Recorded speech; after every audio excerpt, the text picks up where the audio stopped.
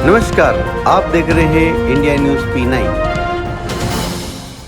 झाबुआ जिले के ग्राम भामल में भी 2-3 दिन पहले जो एक संक्रमण फैला है, जो यहाँ के लोगों का कहना है कि वो पानी पीने से ही फैला है, उसमें लगातार मरीजों की संख्या बढ़ती जा रही है।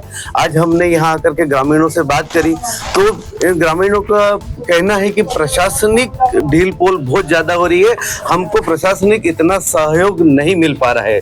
कुल मिला के काफ़ी नाराज है यहाँ के प्रशासन के रवैये से। आइए हम इनसे बात करते हैं, जानते हैं कि यहाँ क्या हुआ था और प्रशासनिक अधिकारियों ने इनके परिजनों के साथ, पेशेंट के साथ किस प्रकार से व्यवहार किया और क्या हुआ हॉस्पिटल में। करीब 5000 जनसंख्या वाले इस गांव में ग्राम पंचायत जल जीवन मिशन के तहत पेयजल की आपूर्ति एक खुले कुएं से की जाती है। से गांव में उल्टी दस्त का प्रकोप शुरू हुआ, जो 24 जून की सुबह तक थमा नहीं। स्थिति इतनी भयावह थी कि प्रशासन को गांव के ही शाला भवन के अहाते में अस्थायी ओपीडी निर्माण कर पीड़ितों का इलाज करना पड़ा। तो सर, अभी तक कितने मरीज यहाँ पर आए? अभी तक लगभग 127 मरीज आ चुके हैं डायरिया के 22 तारीख की शाम से।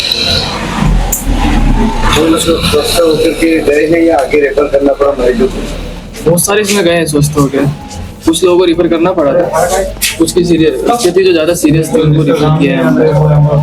बाकी बढ़िया है अभी तो।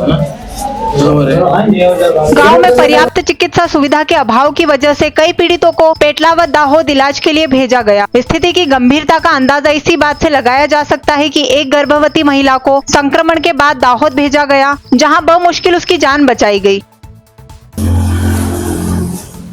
कितने लोग बीमार हुए यहाँ पे? यहाँ से लगभग अभी तक तो 100 का आंकड़ा पार हो चुका है।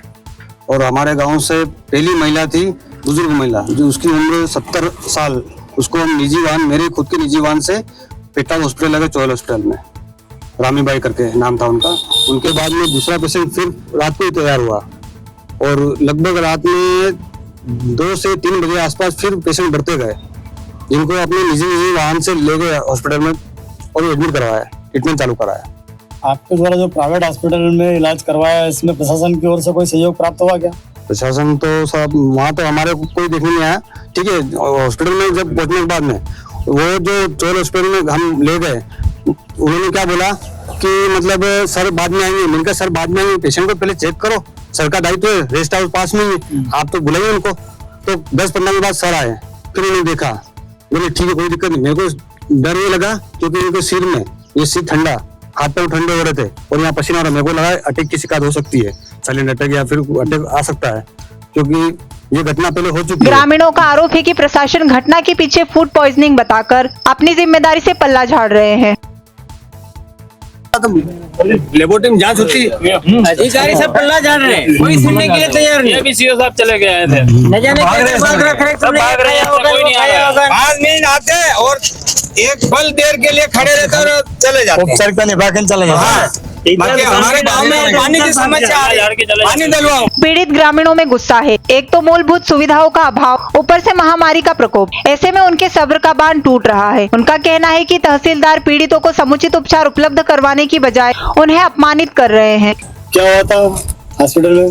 सर हम हॉस्पिटल में ले गए और लोगों को जैसे भर्ती करवाया करा, तो वहाँ तहसीलदार आया था, तो उन्होंने हमारे साथ भी अभद्रता पूर्वक बात करी। तो वो कहते हैं कि तुम्हारे को फूड पॉइजनिंग हुई, और हमारा मानना है जैसे जिसको जहाँ पे पानी मिला वही बीमार हुआ। अभी तक होता तो जैसे दूसरे ने भी खाया पिया होता, उनको भी तो होता कि नहीं होता सर। और वो कहते हैं तहसीलदार के जैसे ये तो बुढ़े हैं ना, इनके तो मरने जैसी उम्र है ना, ये भर्ती होने के लिए प्रशासन से पैसे खाने के लिए, तो हम क्या कर सकते हैं? कहाँ का तहसीलदार?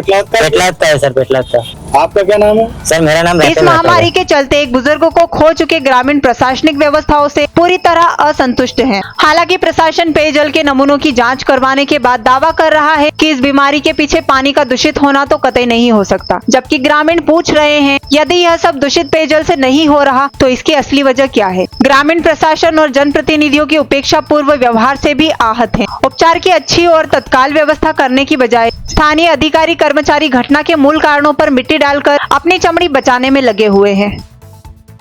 जिन पानी का वही बीमार हुए, बाकी कोई बीमार नहीं हुआ।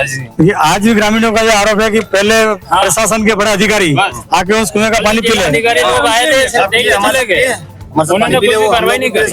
हाँ तो वो जो भी आएगा पहले पानी पिए, हमारे हाथ से गिलास बोतल बिस्लरी बोतल नहीं मिलेगा, हमारे गाँव का पानी मिलेगा, इसी को होगा।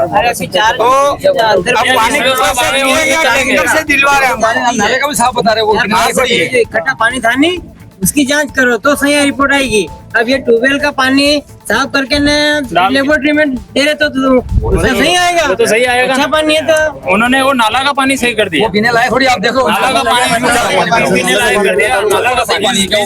किसी भी मरीज का सैंपल नहीं लिया गया, ना तो ब्लड का सैंपल लिया, ना तो उल्टी का सैंपल लिया। साथ ही ग्रामीणों ने प्रशासन से आर्थिक सहायता देने की भी मांग की है। आंदोलन करे तो उसके जिम्मेदार खुद प्रशासन होगा। और जितने भी पेशेंट है, मरीज है, उनको कम से कम आर्थिक सहायता मिले। कई लोगों बेचारे ब्याज से पैसा उठा के गए हैं, ठीक है। और उसके बाद में एक पेटलाद में डिलीवरी हुई लेडीज को, जिसकी बच्ची हुई है, तो उल्टी दस्त के कारण उसको अब आज सुबह रेफर करना पड़ा दाऊद के लिए। उसको दाऊद ले गए हैं, बच्ची आईसीयू में है और उनको दाऊद ले गए हैं। तो क्या ट्रीटमेंट सही नहीं मिला, इसीलिए हमारे को आगे कदम उठाना पड़ा। भाई यहाँ अगर कार्रवाई नहीं होगी तो हम आगे जाएंगे सही, इसलिए क्या उनको बाहर ले जाना पड़ा बच्ची को।